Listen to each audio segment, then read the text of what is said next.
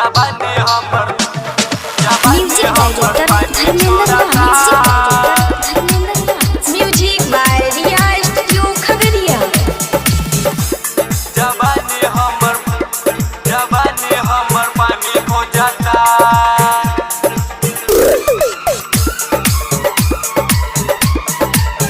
हसैया तो दिल लगे रोजे जाली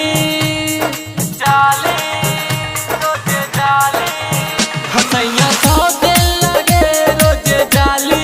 जवानी हमर पानी छोड़ता। जवानी हमर पानी खो जाता। जवानी हमर पानी छोड़ता। जवानी हमर पानी खो जाता। हदेबरा करे ले रोजे छेड़े खानी।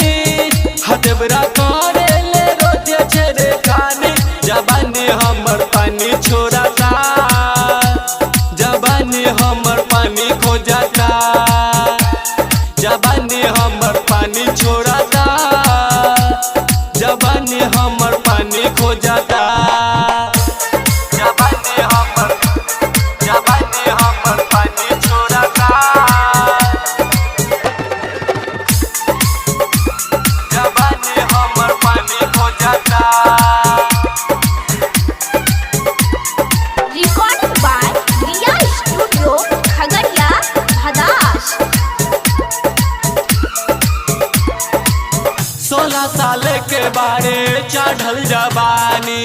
16 साल के बारे चढ़ल जवानी। 16 साल के बारे चढ़ल जवानी।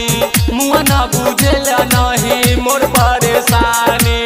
कैसे के राही केकरा से कही होता बर्दाश्त नहीं। कैसे के सही अब माना नहीं हमर मानी। अब माना नहीं हमर मानी। जवानी हमर पानी छोड़ता। जवानी हमर पानी खो जाता। जवानी हमर पानी छोड़ता। जवानी हमर पानी खो जाता।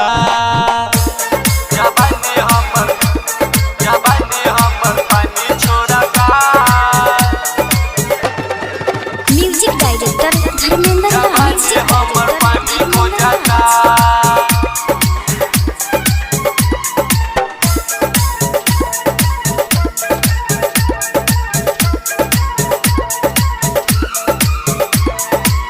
दीपक दीवाना पिया बारे बेदर्दी।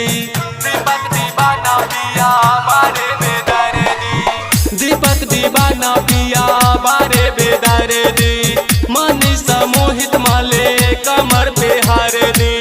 सनिस न माने लागे लिखाने का कहीं साथी हो जो बन दबाबे। सन्नी का दे अब नदानी। सन्नी का दे अब नदानी।